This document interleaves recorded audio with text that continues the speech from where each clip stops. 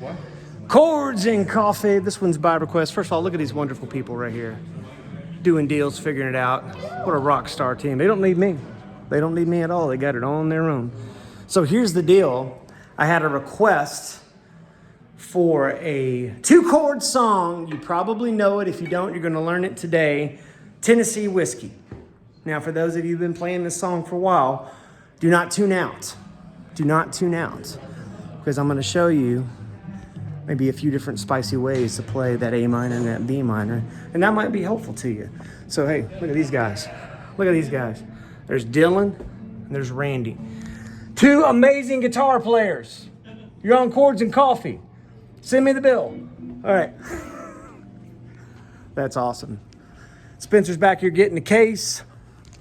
Boom. Melissa's back there doing all the important things. Look at her go. That's awesome. All right, here we go. Tennessee Whiskey. Get your guitar out, get it tuned up. If you don't know this, I will show it to you. If you do, like I said, I'm going to show you a few different ways to play that A minor or that A and that B minor. And hopefully some ways to kind of spice it up, right? It's a great song. It's actually a George Jones tune. For those of you who don't know, that Chris Stapleton absolutely made hugely famous by kind of giving it the same feel as I'd Rather Go Blind by Etta James, right? So, get this right. All right. So, here we go. Got a Martin, what is this, OM 28? No, 00028.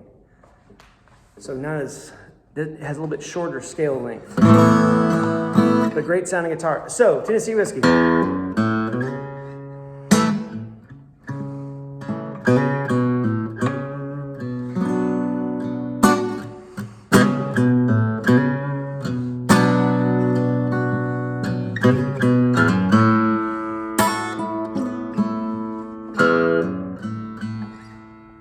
You spend my nights down bar, you know.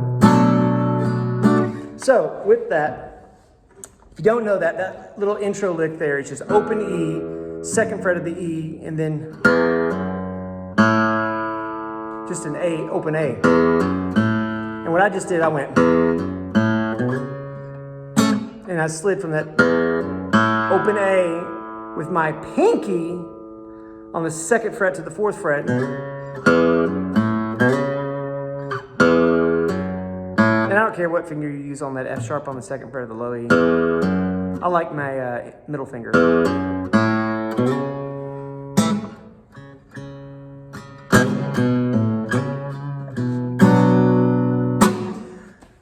Something I like to do is to play the melody of a song, especially if I'm doing an intro like that, or even if I'm doing like a solo, and then in the space that the melody offers, in other words, the space where there isn't a melody being played, then play the chord.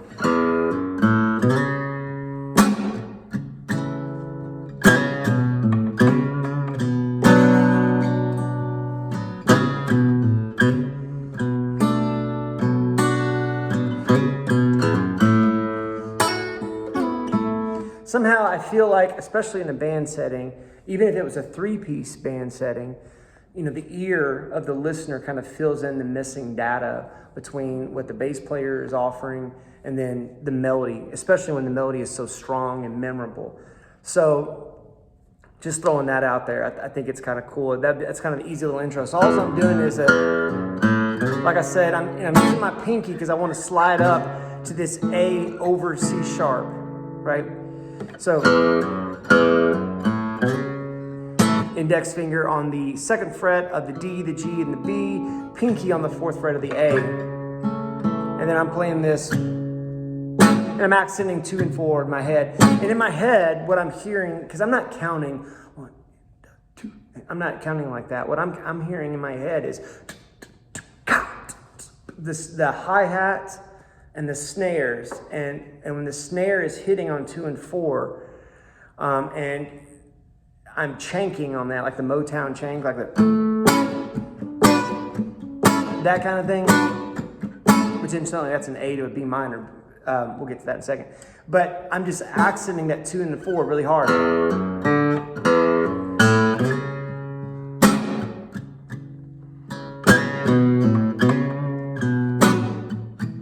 And in the middle, the little hi-hat,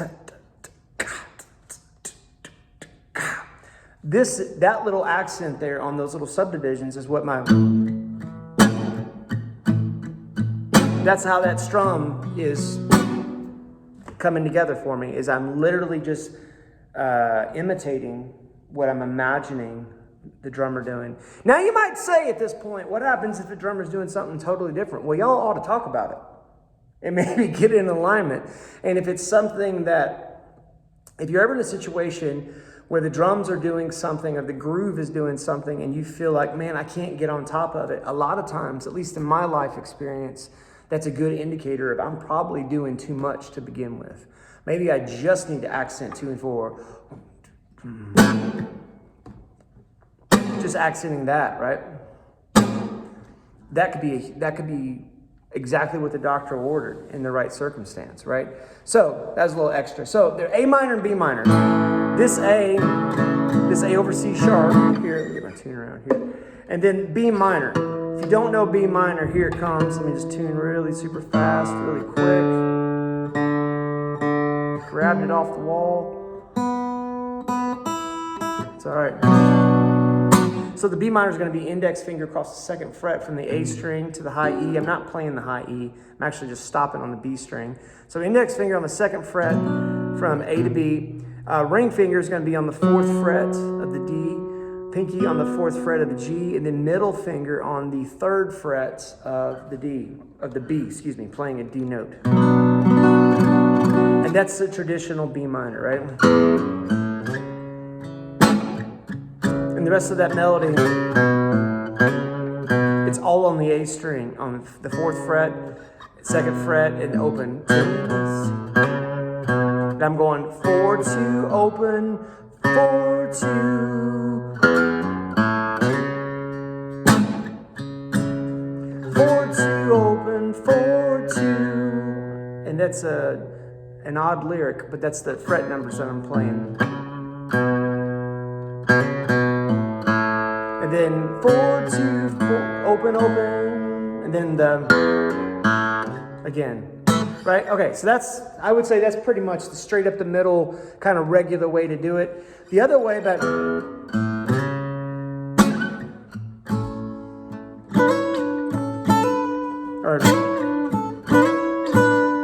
doing like this in thirds. And so I'm going to do my A chord right here and think of this as an F shape that slid up to the 5th fret. Jimi Hendrix loved doing, not just Jimi Hendrix, I mean, guys who came before him, obviously it's where he got it, but if you needed a quick point of reference, I kind of think of this as more of the Hendrix style approach in the left hand, where I've got my index finger on the 5th fret of the high E and the B, making a little tiny bar, and then middle finger on the G string of the 6th fret, and then 4th fret on the D, right? And so instead of playing, I might go, and play that in thirds. Would I do that every time? Probably not. Would I do that at the beginning of the song? Definitely not, because people want to hear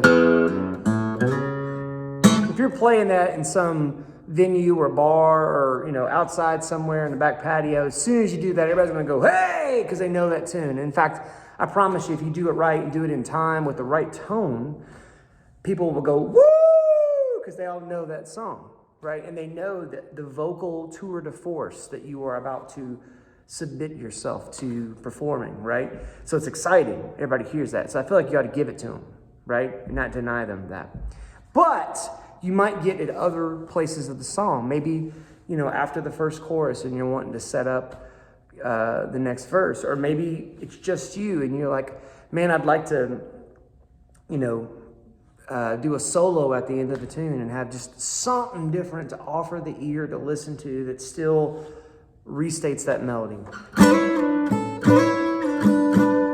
that could come in handy. Well, what am I doing? I'm doing thirds. We've talked about this before, but I love talking about it. So I'm on the 9th fret with my ring finger on the G string and pinky on the high E of the 9th fret. And I'm only playing those. And I'm sliding from the 9th fret down to the 7th fret. And then 5th fret, high E, 6th fret with the G string, index finger on the 5th fret, middle finger on the 6th fret of the G. And then 9 and 7 and 7 again. So 9 and 9, 7 and 7. So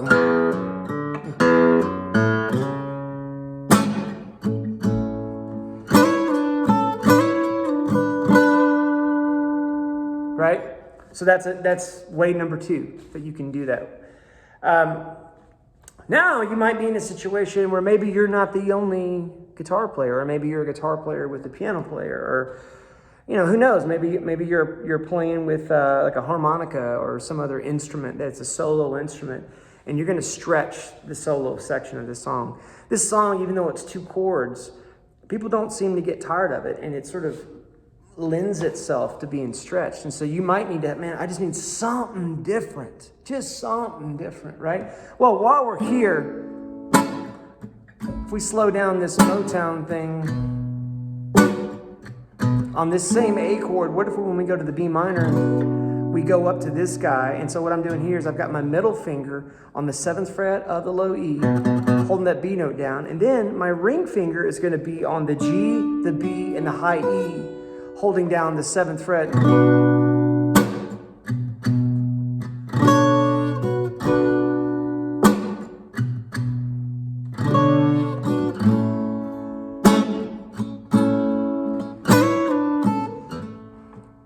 Almost missed it.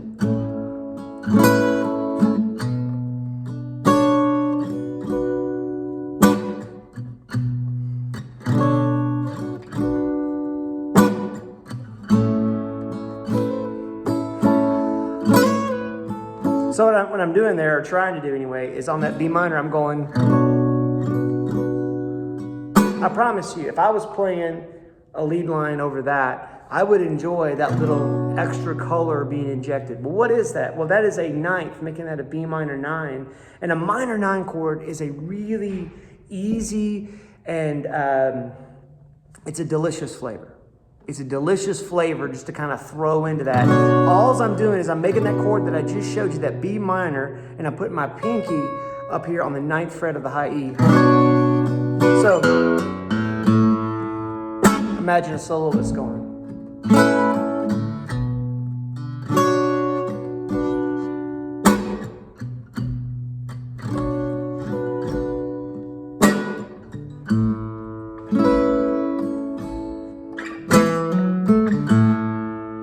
So what did I do just then? I created this little counter melody.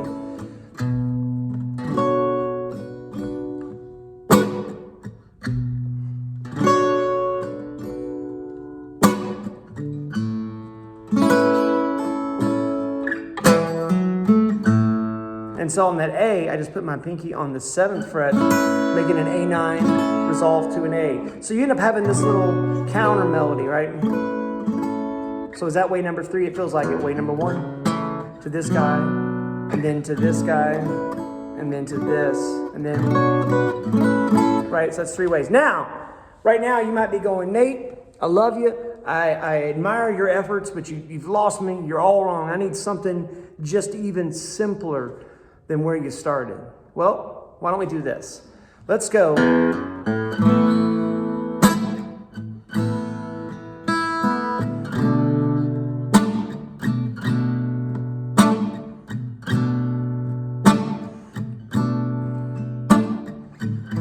What am I doing? I'm doing a 2-finger A. Now this, we're starting to kind of stray from the original. Why?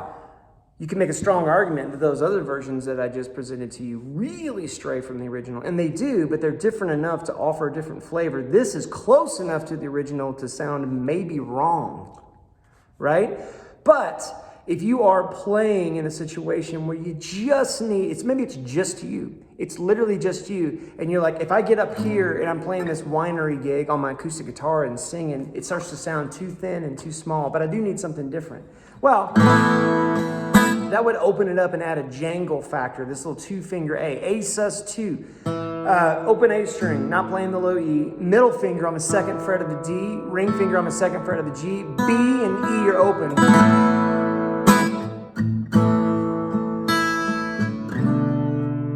Now this B minor, do you ever do this? We've talked about this before. Think of this as a D chord. Just good old D, right? And what I'm gonna do is on this chord, you can voice it a couple different ways. You can put your fingers on here a couple different ways, I should say.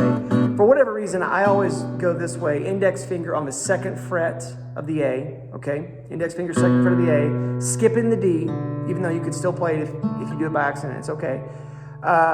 Middle finger on the 2nd fret of the G. And then pinky on this 3rd fret of the B string. And so you're really making a B minor 7. And that's a fantastic cheater way to play a B minor chord, even though it sounds great and there's nothing cheating about it if you play it and it sounds good to you, right? So there's that.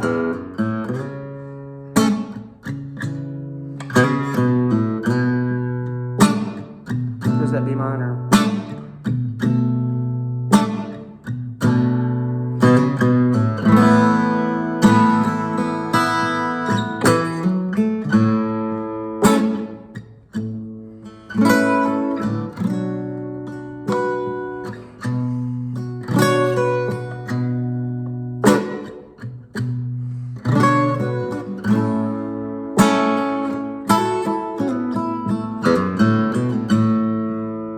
All right, so how about one more?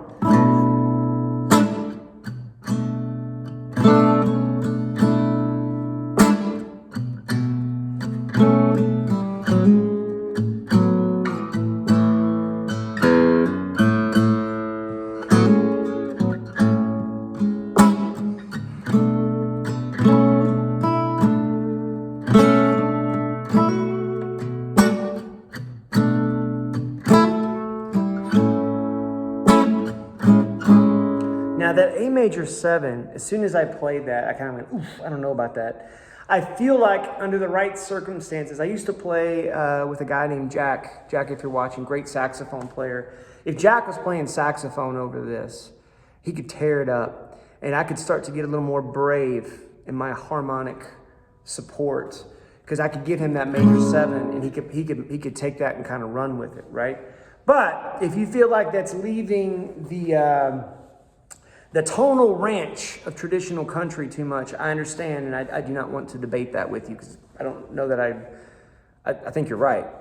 However, that is another thing to do there, is throw that A major 7. But this little B minor maneuver here,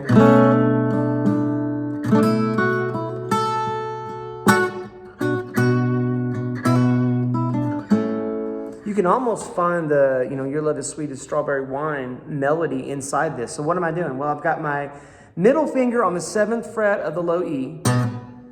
I'm skipping the A. I've got my ring finger on the 7th fret of the D. Pinky is on the 7th fret of the G. And then index finger is on the 5th fret of the B string, making a B minor 11. But watch this.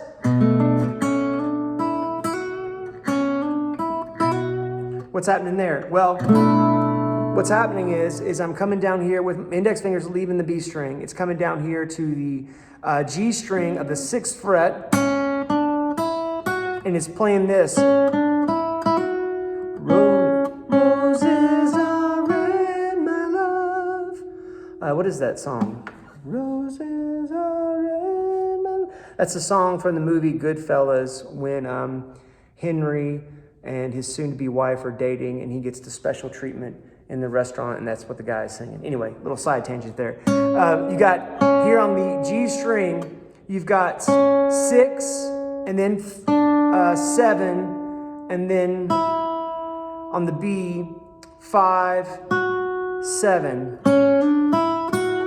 Your love is sweet. So, and if you you can play that while holding down these two notes. Well, how am I doing that, Nate? Well, listen, here, I'll show you. So index finger on the 6th fret of the G, pinky on the 7th fret, right where it was, 7th fret of the G, and then index on the 5th fret of the B, right where it was, and then pinky on the 7th fret of the B. And that's a good example of playing a melody inside of a chord.